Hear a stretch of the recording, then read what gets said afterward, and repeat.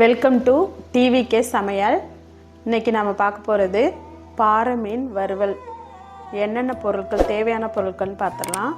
நல்லா கழுவி வச்சுருக்கிறேன் பாறை மீன். இதே மாதிரி நல்லா கழுவி உலர்ந்த மாதிரி வச்சுக்கோங்க. தண்ணி சுத்தமாக இருக்காதபடிக்கு இப்படி வச்சுக்கிட்டிங்கன்னா நல்லாயிருக்கும். அதுக்கு தேவையான பொருட்களை நாம் இப்போ பார்த்துடலாம். இப்போது ஒரு பவுல் எடுத்துக்கலாம். பார்த்திங்கன்னா இது வறுவல், மீன் வறுவல் பொடி கொஞ்சம் போட்டுக்கோங்க. அடுத்து பூண்டு, சோம்பு, இது ரெண்டையும் நல்லா ரொம்ப நைஸாக இல்லாமல் ஓரளவுக்கு அரைச்சி எடுத்துக்கலாம்.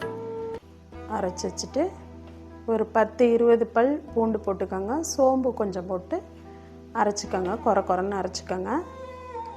அடுத்து கார்ன்ஃப்ளவர் மாவு ஒரு 2 ஸ்பூன் போட்டிருக்கேன். 2 ஸ்பூனையும் ஆட் பண்ணிக்கோங்க. கொஞ்சம் இந்து உப்பு எடுத்து வச்சுருக்கேன். அந்த உப்பு உங்கள்கிட்ட எந்த உப்பு இருக்கோ அந்த உப்பை போட்டுக்கலாம். அடுத்து மிளகுத்தூள் கொஞ்சம் போட்டுக்கோங்க. அவ்வளோதாங்க தேவையான பொருட்கள்.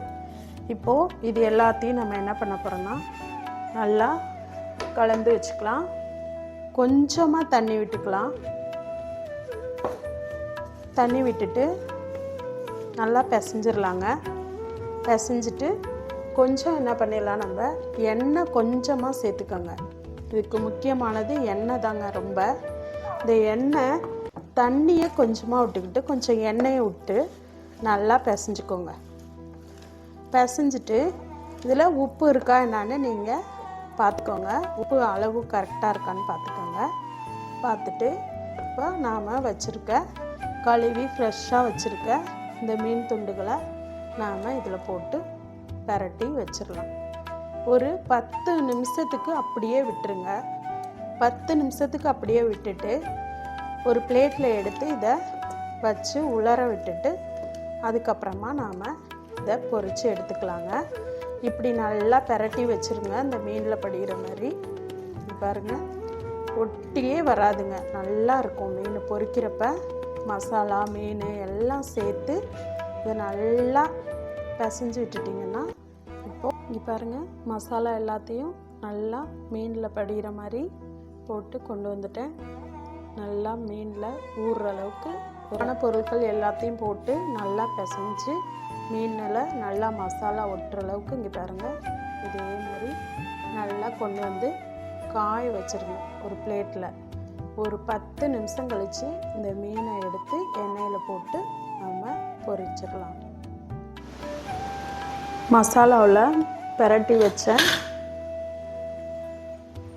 மசாலா போட்டு பிரட்டி வச்சு பாருங்கள், நல்லா மீனில் எல்லாம் சோர்ந்துருக்குது. இப்போது இந்த மீனை நாம் பொரிக்கலாம். பொரிக்கிறதுக்கு அடுப்பை பற்ற வச்சுக்கலாம்.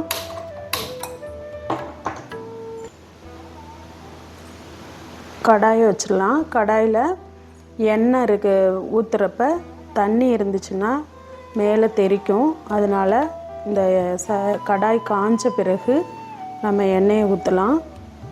கடாய் நல்லா காஞ்சிருச்சு. இப்போ எண்ணெயை ஊற்றிக்கலாம்.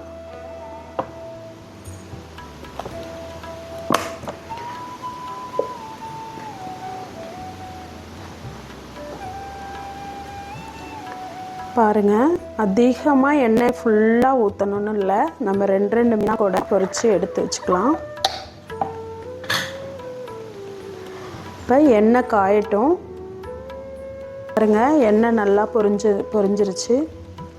அரை மீனை எடுத்து நம்ம ஒன்றா பொரிக்கலாம். கவனமாக பொரிக்கணுங்க. எண்ணெய் மேலே தெரிச்சிடாமல் இருக்க எண்ணெய்க்கு கொஞ்சம் தள்ளி நின்றுக்குங்க. இப்போ மீன் நல்லா பொரியட்டும்.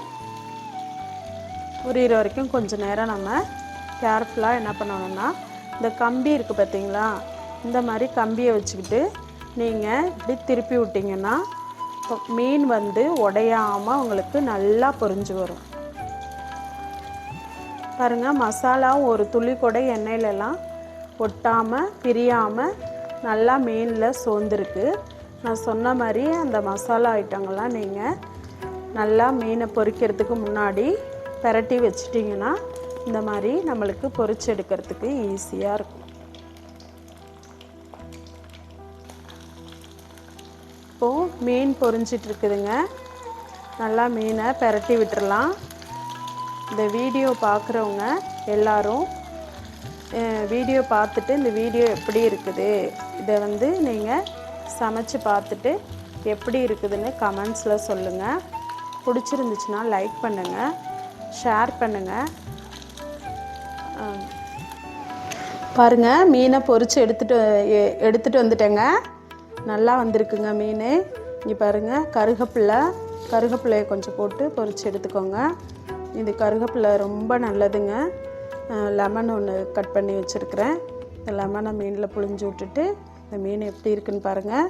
நல்லா மொறுன்னு வந்திருக்குங்க. சூப்பராக வந்திருக்குது. நல்லா டேஸ்ட்டாக இருக்குதுங்க. சுவையான பாறை மீன் வறுவல் ரெடி. தேங்க்ஸ் ஃபார் வாட்சிங்.